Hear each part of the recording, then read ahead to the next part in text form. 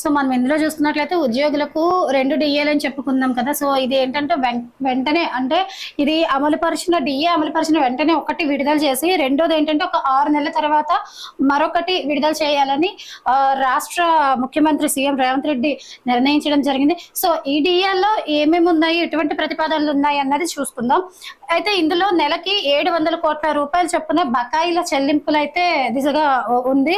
అయితే ఉద్యోగి భాగస్వామి చెల్లింపుతో కూడా వైద్య చికిత్స అంటే ఉద్యోగ భాగస్వామి అంటే ఆ కుటుంబంలో అంటే ఆ ప్రభుత్వ ఉద్యోగులలో ఎవరైనా చేసుంటే ఆయనకి సంబంధించి వైఫ్ కానీ లేదా చిల్డ్రన్స్ కానీ వాళ్ళ పేరెంట్స్ కానీ అంటే హస్బెండ్ కి సంబంధించి పేరెంట్స్ కానీ ఎవరైనా దీంతో అంటే అనారోగ్యంతో సఫర్ అవుతుంటే కూడా ఈయన పేరు మీద వీళ్ళందరికీ కూడా ఈ వైద్య చికిత్సలు అన్నవి వర్తిస్తాయి.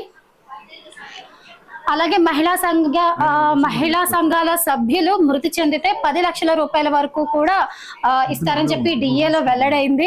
అలాగే హ్యామ్ విధానంలో కూడా రోడ్లకు పచ్చ జెండా ఊపే ప్రయత్నం జరుగుతుంది. అలాగే మెట్రో 2వ దశ విస్తరణకు కూడా ఆమోదం తెలిపింది. అది ఎక్కడి నుంచి ఎక్కడి వరకు అన్నది పూర్తి ప్రతిపాదన అయితే మనకి వివరించలేదు.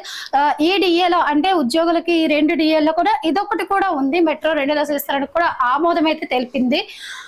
అయితే మంత్రిమండలి భేటీలో ఇవన్నీ కూడా ఈ మంత్రిమండలి భేటీలో ఇలాంటి కీలక నిర్ణయాలన్నీ కూడా నిర్ణయించడం జరిగింది. రాష్ట్ర ప్రభుత్వం ఉద్యోగులకు మంత్రిమండలి శుభవార్త అని చెప్పారు కాబట్టి ఇవన్నీ కూడా వస్తాయి. అయితే పెండింగ్ లో ఉన్న 5 డిఏల్లో 2ని చెల్లించేందుకైతే ప్రభుత్వం అంగీకరించడం జరిగింది. ఉద్యోగులకు మెరుగైన వైద్య సేవలు అందించేందుకు ఆరోగ్య ట్రస్ట్ ఏర్పాటు చేయడానికి నిర్ణయం తీసుకుంది. అయితే ఇది ప్రతి నెల 700 కోట్ల రూపాయల చొప్పున ఉద్యోగులు బకాయిలు చెల్లించేందుకు ఆమోదం తెలిపింది. ఇది ఒక రకంగా గుడ్ న్యూస్ అనుకోవచ్చు. స్వయం సహాయక బృందాలు అంటే ఈ డ్వాక్రా గ్రూప్స్, లేడీస్ గ్రూప్స్ ఏవైతే ఉన్నాయో వాళ్ళందరికీ కూడా మహిళలు ఆ సంఘాల్లో మహిళలు మృతి చెందితే వాళ్ళకి 10 లక్షల రూపాయల వరకు బీమా సౌకర్యం ఉంది. అలాగే కొత్తగా 86.1 కిలోమీటర్ల మేర 3 మార్గాల్లో మెట్రో నిర్మాణాన్ని చేపట్టాలని నిర్ణయించింది. ఇది 19,579 కోట్ల రూపాయలతో చేపట్టేందుకు ప్రభుత్వం ఆమోదించింది. అలాగే డాక్టర్ బిఆర్ అంబేద్కర్ రాష్ట్ర సచివాలయంలో సీఎం రేవంత్ రెడ్డి అధ్యక్షతన గురువారం సుమారు 5:30 గంటల పాటు ఈ కేబినెట్ సమావేశం అయితే జరిగింది. స్వల్ప అస్వస్థత కారణంగా అటవీ దేవాదాయ శాఖ మంత్రి కొండ సురేఖ మరి ఈ సమావేశానికి హాజరు కాలేదు. అయితే ముఖ్యంగా ఉపకరణాలు పొందేందుకు 40% వైకల్యం ఉంటే చాలని చెప్పి కొత్త విధానాలు జారీ చేసింది ప్రభుత్వం. అయితే రాష్ట్రంలో ఇక్కడ నుంచి 40%కి పైగా వైకల్యం కలిగిన అంటే ఎవరైనా పుట్టుకతోనే పోలియో ఇలాంటివి ఏమైనా వృద్ధులు కానీ లేకపోతే మధ్యలో ఏదైనా ఇన్సిడెంట్ జరిగి ఆ పార్ట్ ఏదైతే ఉందో కాలు కానీ చెయ్యి కానీ లేకపోతే ఐ కానీ ఏదైతే ఉందో అంటే సగం 40% డిసీజ్ ఉన్నా కానీ ఈ పథకం పొందేటందుకు లభ్యత ఉందని చెప్తున్నారు.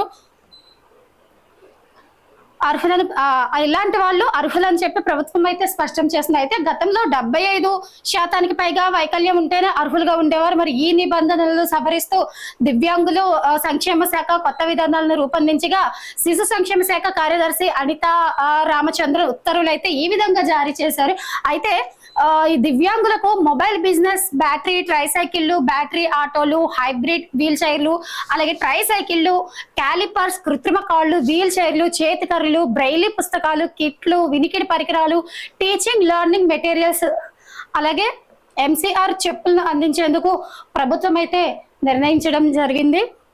18 నుంచి ఇది ఎంతమంది ఏ ఏజ్ నుంచి ఏ ఏజ్ వాళ్ళకి ఇది వర్తిస్తుంది అంటే 18 నుంచి 55 ఏళ్ల వయసు ఉన్న ఈ దివ్యాంగులకు ఇవన్నీ కూడా వర్తిస్తాయి.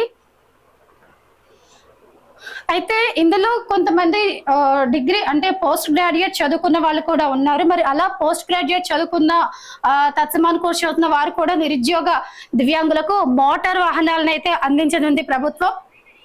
అలాగే కండరాల క్షీణత కలిగిన 12 నుంచి 55 ఏళ్ల వయసు వరకు కండరాల క్షీణత అంటే పెరాలసిస్ కావచ్చు, ఇంకేమైనా అంగవైకల్యం కావచ్చు, కండరాలకు సంబంధించింది ఏదైనా వాళ్ళు కూడా దీనికి అర్హులు అని చెప్తున్నారు. వీళ్ళకైతే బ్యాటరీ వీల్ చైర్స్ ఇవ్వనుంది. దృష్టిలోపం కలిగిన విద్యార్థులకి అంటే ఐ ఏదైతే ఉందో ఐకి సంబంధించి ఇన్ఫెక్షన్స్ తోటి కంటికి సంబంధించిన ఇన్ఫెక్షన్ తో వాళ్ళు చూడలేని పక్షంలో అయితే వాళ్ళకి బ్రైలీ పుస్తకాలు ఉంటాయి. ఆ బ్రైలీ పుస్తకాలను కూడా వాళ్ళకి అందించడం జరుగుతుంది.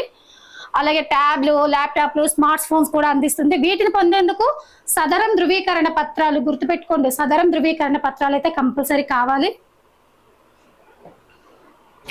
అయితే గతంలో నిబంధనలతో దివ్యాంగులకు సరైన లబ్ధి చేకూరలేదని, అంటే బిఆర్ఎస్ ప్రభుత్వంలో సరైన లబ్ధి చేకూరలేదని చెప్పి వీళ్ళు వాపోతున్నారు. అయితే కాంగ్రెస్ ప్రభుత్వం అర్హులైన వారికి వివిధ ఉపకరణాలు అందించేందుకు కొత్త నిబంధనలు తీసుకొచ్చిందని దివ్యాంగుల కార్పొరేషన్ చైర్మన్ వీరయ్య తెలపడం జరిగింది.